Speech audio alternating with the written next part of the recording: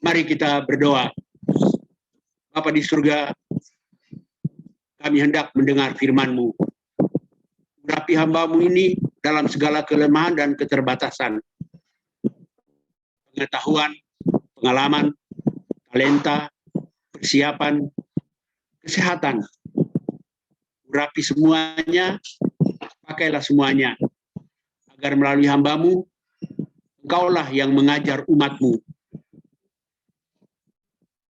Urapi umat-Mu satu persatu.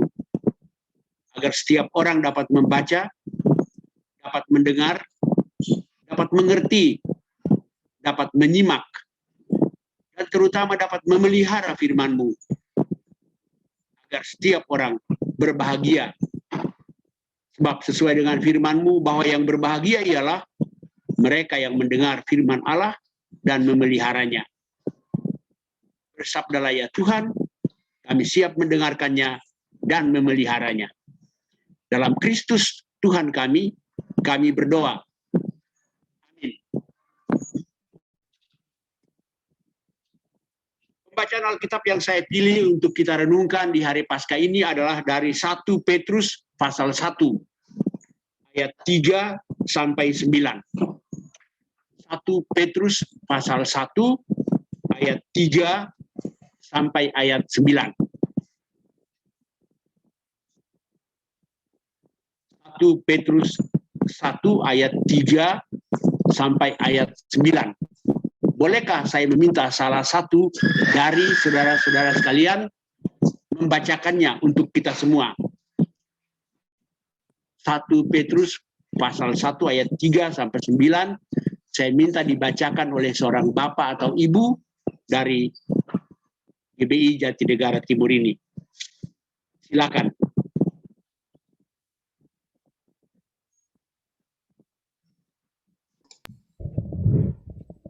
Satu Petrus 1 ayat 3 sampai 9. Terpujilah Allah dan Bapa Tuhan kita Yesus Kristus, yang karena rahmat-Nya yang besar telah melahirkan kita kembali oleh kebangkitan Yesus Kristus dari antara orang mati kepada suatu hidup yang penuh pengharapan, untuk menerima suatu bagian yang tidak dapat binasa, yang tidak dapat cemar, dan yang tidak dapat layu, yang tersimpan di sorga bagi kamu, yaitu kamu yang dipelihara dalam kekuatan Allah karena imanmu, sementara kamu menantikan keselamatan yang telah tersedia untuk dinyatakan pada zaman akhir. Bergembiralah akan hal itu, sekalipun sekarang ini kamu seketika harus berduka cita oleh berbagai-bagai pencobaan. Maksud semuanya itu ialah untuk membuktikan kemurnian imanmu yang jauh lebih tinggi nilainya daripada emas yang fana, yang diuji kemurniannya dengan api, sehingga kamu memperoleh puji-pujian dan kemuliaan dan kehormatan pada hari Yesus Kristus menyatakan dirinya. Sekalipun kamu belum pernah melihat Dia, namun kamu mengasihinya. Kamu percaya kepada Dia sekalipun kamu sekarang tidak melihatnya. Kamu bergembira karena sukacita yang mulia dan yang tidak terkatakan. Karena kamu telah mencapai tujuan imanmu, yaitu keselamatan jiwamu. Terima kasih pembacaan Alkitabnya. Saudara-saudara yang dikasihi Tuhan Yesus Kristus yang juga saya kasihi, dampak dari kebangkitan Kristus bagi kita itu apa?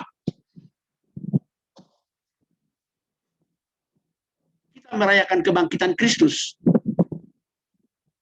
Karena kebangkitan Kristus itu punya dampak bagi kita. Kita tidak akan merayakan sesuatu kalau sesuatu tidak punya dampak bagi kita. Kita tidak merayakan tanggal 4 Juli. Orang Amerika merayakannya. Karena tanggal 4 Juli itu punya dampak bagi orang Amerika. Ayo, kenapa saudara tidak merayakan 31 Oktober? Karena tidak punya dampak bagi saudara. Tapi saya merayakannya, karena itu ulang tahun saya. Nah, kita merayakan Paskah karena Paskah punya dampak bagi kita.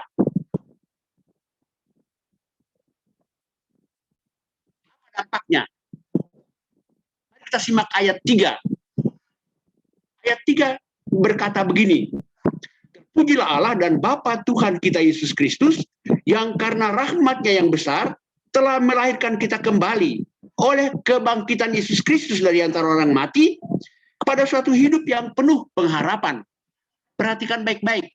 Dikatakan oleh rahmat Allah yang besar, maka Dia melahirkan kita kembali oleh kebangkitan Kristus dari antara orang mati kepada suatu hidup yang penuh pengharapan. Jadi dampak dari kebangkitan Kristus menurut 1 Petrus 1 ayat 3 ini adalah bahwa kebangkitan Kristus membuat kita beralih ke dalam suatu hidup yang penuh pengharapan. Artinya, kalau Kristus tidak bangkit, kita tetap hidup, tapi tidak punya pengharapan. Jadi kebangkitan Kristus membuat kita dilahirkan dari hidup yang tidak punya pengharapan kepada hidup yang penuh pengharapan. Itulah dampak dari kebangkitan Kristus. Ada dampak yang lain. Kita bisa lihat di surat Roma.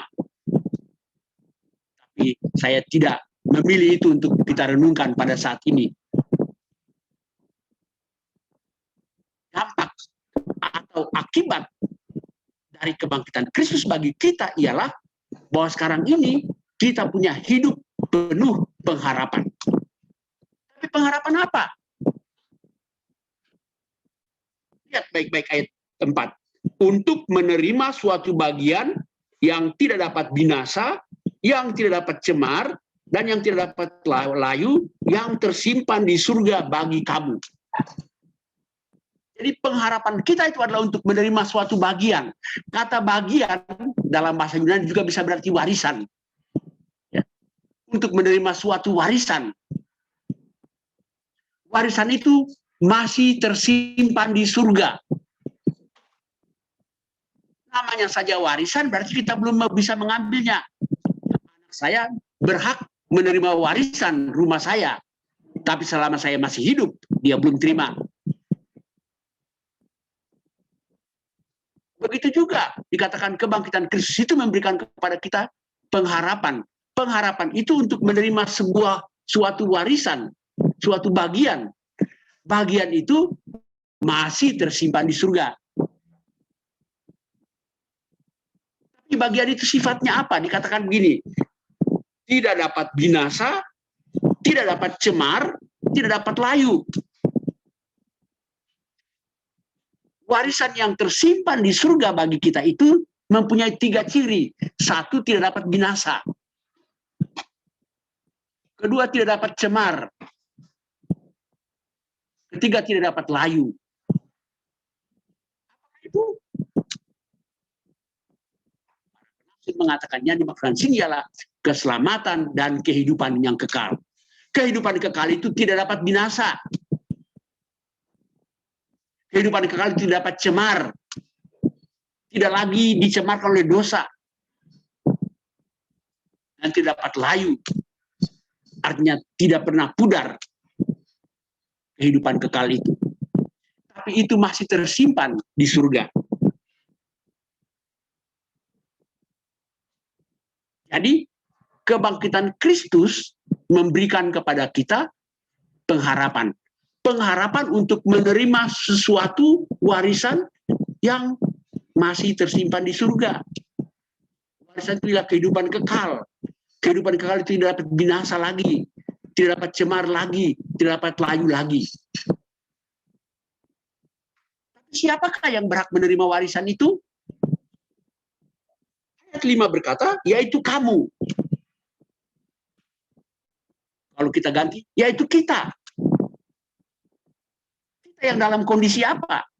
Yang dipelihara dalam kekuatan Allah karena imanmu. Itu.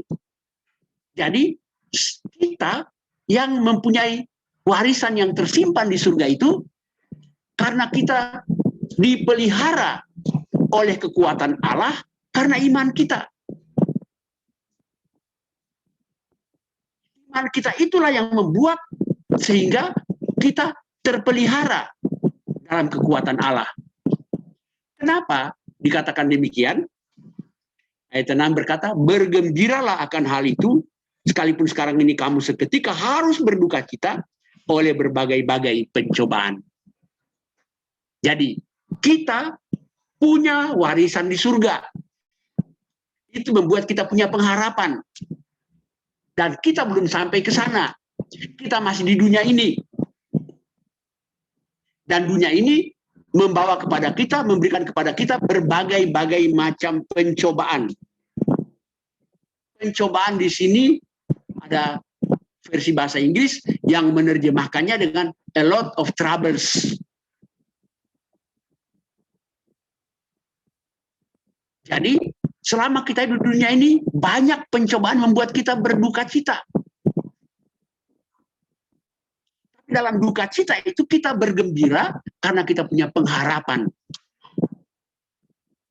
Dan sekali lagi, pengharapan itu adalah untuk menerima suatu bagian yang masih ada di surga. Kita belum menerimanya sekarang. Kita punya pengharapan untuk menerimanya. Pengharapan. Pengharapan itu apa? Namanya saja pengharapan. Pengharapan itu selalu menyangkut sesuatu yang belum ada. Tapi kita yakin pasti datang.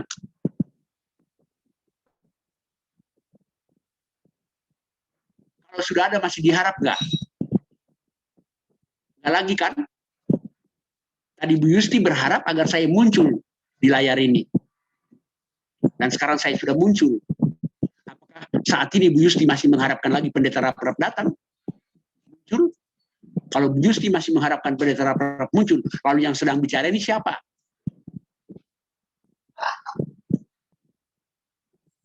Oleh karena itu pengharapan selalu menyangkut sesuatu yang belum ada. Bapak Ibu tahu, menurut Alkitab, kalau pengharapan dibikin logo, apa logonya? Logonya apa? Kalau pengharapan. Mari kita lihat di Ibrani 6 ayat 19. Ibrani 6 ayat 19. Pengharapan itu kalau dibikin logo, menurut Alkitab, logo dari pengharapan itu apa? Menurut Ibrani 6 ayat 19, pengharapan itu adalah sauh yang kuat dan aman bagi jiwa kita yang telah dilabuhkan sampai ke belakang tabir. Jadi logo pengharapan menurut Alkitab adalah sauh. Ada 3 logo utama dalam kekristenan. Iman, logonya salib, ya. Kasih, logonya hati. Pengharapan, logonya sauh. Apa itu sauh? Orang sering menyebut sauh itu jangkar. Betul. Tapi sauh lebih mengandung makna besi jangkar. Jangkar terdiri dari sauh dan tali rantai. Satu set itu yang disebut jangkar. Besi berkaitnya saja, ya, itu yang disebut sauh. Besi berkaitnya itu. Bahasa Inggrisnya anchor.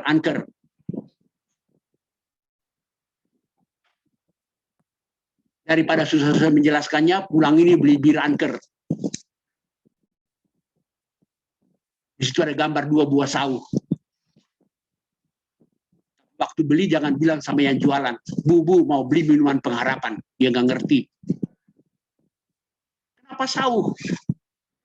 Si jangkar menjadi simbol pengharapan? Sederhana saja. Kalau kapal berlabuh, sauhnya kelihatan nggak? Nggak kelihatan, bukan? Tidak kelihatan. Tapi ketika ombak menerpa kapal, arus menyeret kapal, kekuatannya terasa. Itulah pengharapan. Yang diharapkan belum ada, yang diharapkan tidak kelihatan, dia bikin kita kuat. Yang diharapkan itu belum ada, tapi dia membuat kita kuat. Itulah pengharapan. Jadi yang kita harapkan itu belum, masih tersimpan di surga. Tapi pengharapan itu memberi kita kekuatan. Makanya dikatakan dalam ayat 6, bergembiralah akan hal itu. Sekalipun kita sekarang ini hidup dalam berbagai-bagai pencobaan. Jadi, sekali lagi, kebangkitan Kristus berdampak bagi kita, yaitu bahwa sekarang kita punya pengharapan. Pengharapan yang bagaimana? Sekali lagi, pengharapan untuk menerima sesuatu yang masih tersimpan di surga. Sesuatu yang tersimpan di surga itu dikatakan tidak dapat binasa, tidak dapat cemar, tidak dapat layu. Ungkapan itu untuk menjelaskan bahwa kehidupan kita yang kekal itu adalah kehidupan yang kekal, keselamatan yang penuh dalam Kristus, oleh kebangkitan Kristus.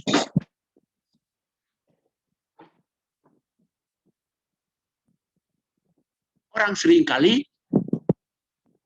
memakai telur sebagai simbol Paskah. Sebenarnya telur Paskah itu bukan simbol Alkitabiah ya. Itu simbol atau tradisi dari gereja-gereja di barat.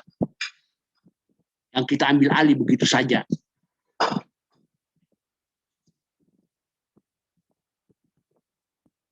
Kenapa telur menjadi simbol Paskah?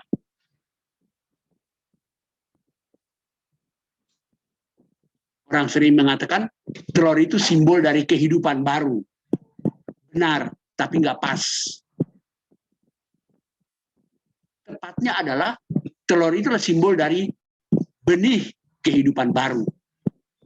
Ketika kita pegang sebuah telur, kita belum pegang seekor ayam. Belum. Tapi kita sedang pegang benih dari seekor ayam. Sebenarnya simbol Alkitab, kebangkitan Kristus dan kebangkitan kita bukan telur, biji tanaman. Saya tidak akan membahasnya di sini, tapi pulang saja baca di 1 Korintus 15 ya. Ayat 35 dan seterusnya. Di situ kehidupan kita kekal, kehidupan kekal itu dikiaskan dengan biji tanaman. Jadi harusnya simbol Paskah menurut Alkitab adalah biji tanaman. Kembali ke topik hari ini. Kebangkitan Kristus memberikan kepada kita hidup yang penuh pengharapan. Nah, saya mau memakai istilah begini. Pengharapan yang diberikan oleh kebangkitan Kristus itu adalah kebangkitan pengharapan jangka panjang. Pengharapan yang masih jauh. Yang masih tersimpan di surga. Nah, antara sekarang sampai kita menerima pengharapan warisan yang kekal itu, kita masih berjuang di dunia yang memberikan bagi kita banyak duka cita, banyak penderitaan. Kita mempunyai kekuatan karena kita punya pengharapan. Pengharapan, sekalipun pengharapan disebut pengharapan jangka panjang. Nah, dalam hidup kita juga kita mempunyai pengharapan-pengharapan. Ada yang berharap agar sukses bisnisnya berhasil. Ada yang mempunyai pengharapan agar anaknya sukses. Ada yang mempunyai pengharapan agar keluarganya bahagia. Kita semua punya pengharapan agar COVID-19 ini segera berakhir. Itu semua pengharapan-pengharapan.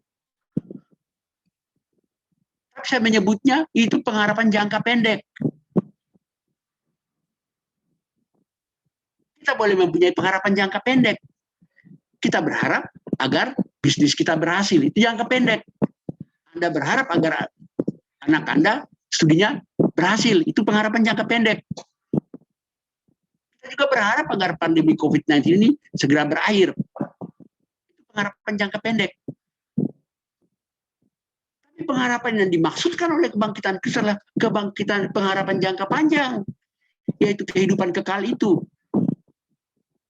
Lalu apa korelasi antara pengharapan jangka pendek, saya menyebut itu terminologi saya, pengharapan jangka pendek itu dengan pengharapan jangka panjang. Bedanya di mana pengharapan jangka pendek dan pengharapan jangka panjang? Bedanya sederhana. Satu, pengharapan jangka pendek itu belum tentu terkabul. Belum tentu terkabul.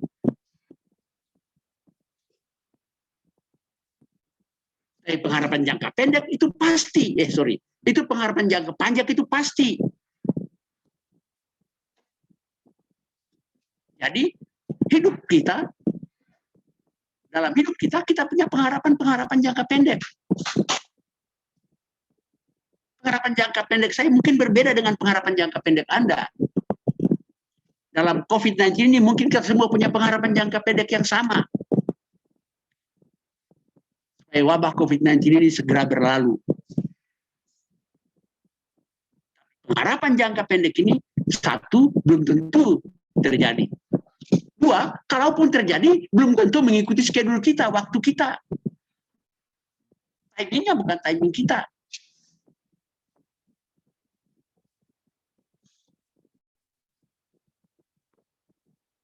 Lalu apa korelasinya?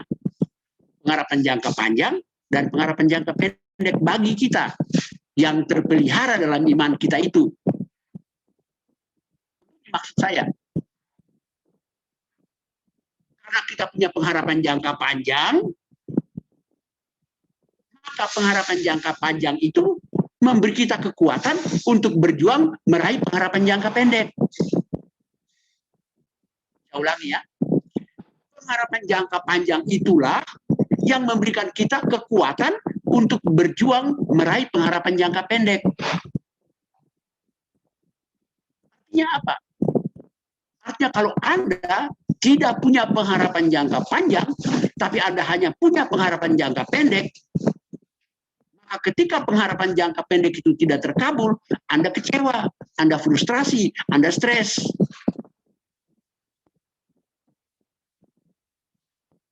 Ketika kita berjuang untuk meraih pengharapan jangka pendek itu, karena kekuatan yang kita terima karena pengharapan jangka panjang, maka sekalipun pengharapan jangka pendek itu tidak terkabul atau tertunda, kita tetap kuat, kita tidak kecewa. Oleh karena itu sederhananya begini, nomor satu kita harus punya pengharapan jangka panjang, yaitu warisan yang tersimpan di surga bagi kita itu. Pengharapan jangka panjang itulah yang memberikan kepada kita kekuatan untuk menghadapi berbagai-bagai pencobaan di dunia ini. Oleh karena itu sekali lagi saudara punya sauh, punya anker. Itulah yang mesti saudara pegang. Pengharapan itu berkaitan dengan apa? Pengharapan itu berkaitan dengan iman dan kasih. Makanya coba lihat judul bacaan kita di Alkitab Anda. Judul yang diberikan oleh Lembaga Alkitab Indonesia untuk perikop kita ini. Diberi judul apa? Pengharapan, iman, dan kasih. Jadi pengharapan itu tidak bisa dilepaskan dari iman. Dan tidak bisa dilepaskan dari kasih. Kenapa kita punya pengharapan? Karena kita punya iman. Iman itu apa? Iman itu pertama-tama percaya. Bukan cuma percaya. Mempercayakan diri kepada Tuhan. Katakan ayat 8, coba perhatikan ayat 8. Sekalipun kamu belum pernah melihat dia, tapi kamu mengasihinya. Kamu percaya kepada dia, walaupun sekarang kamu tidak melihat dia. Jadi iman itu, sekali lagi, iman dan kasih itu bukan pertama-tama karena kita lihat. Walaupun kita tidak melihat Tuhan, kita percaya kepada Tuhan, dan kita mengasihi Tuhan.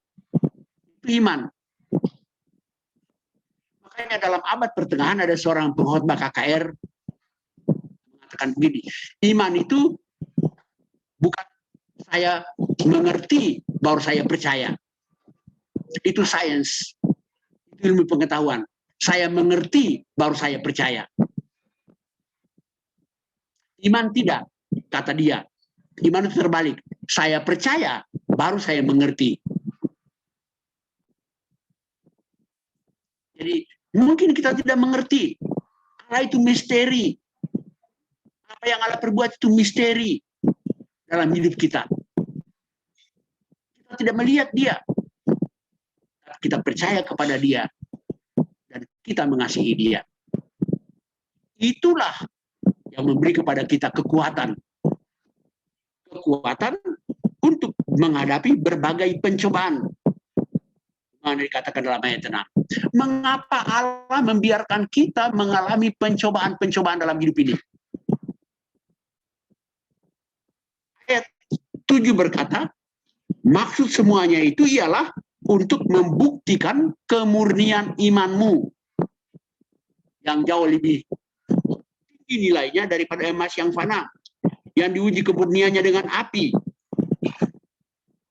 Jadi justru troubles yang kita hadapi dalam hidup kita adalah untuk memurnikan iman kita.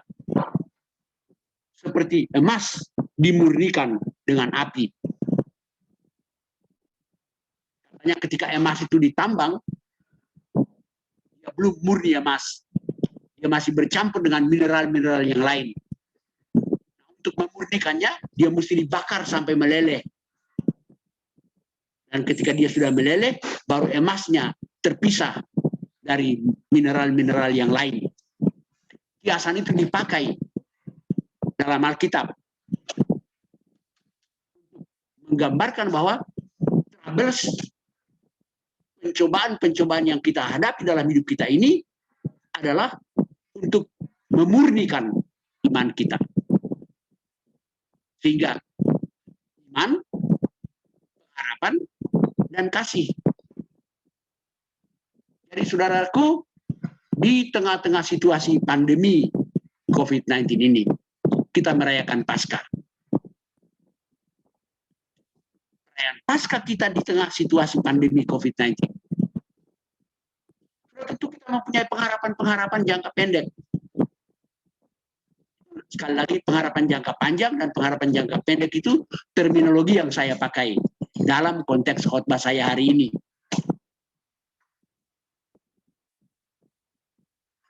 Salah satu pengharapan jangka pendek kita ialah supaya COVID-19 ini segera berlalu.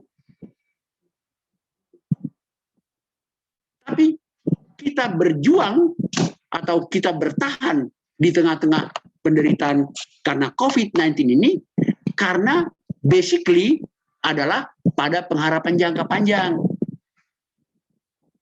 Karena itu kalau Anda hanya punya pengharapan jangka pendek, tapi Anda tidak punya pengharapan jangka panjang, maka ketika pengharapan jangka pendek itu tidak terkabul ataupun tertunda, Anda cepat kecewa, stres, patah hati. Dan karena kita punya pengharapan jangka panjang, sekalipun pengharapan jangka pendek, pengharapan jangka pendek kita tidak terkabul atau tertunda, kita tetap kuat, bersukacita menghadapi semuanya.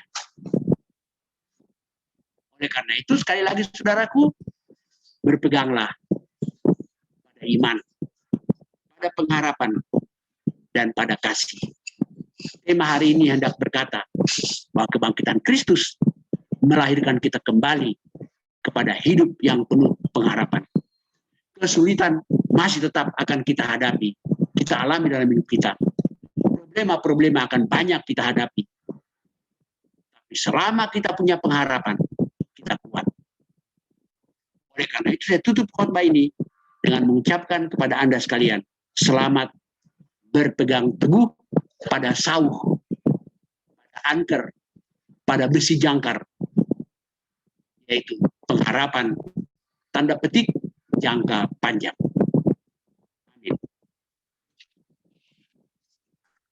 Kita berdoa. Bapa di surga, firman-Mu telah hamba-Mu jelaskan dalam segala keterbatasan dan kekurangan. Kami mohon Roh Kudus memeteraikan pengajaran ini, dan pengajaran ini kiranya oleh Roh Kudus dibuat tertanam, bertumbuh, berbuah, berdampak bagi kami.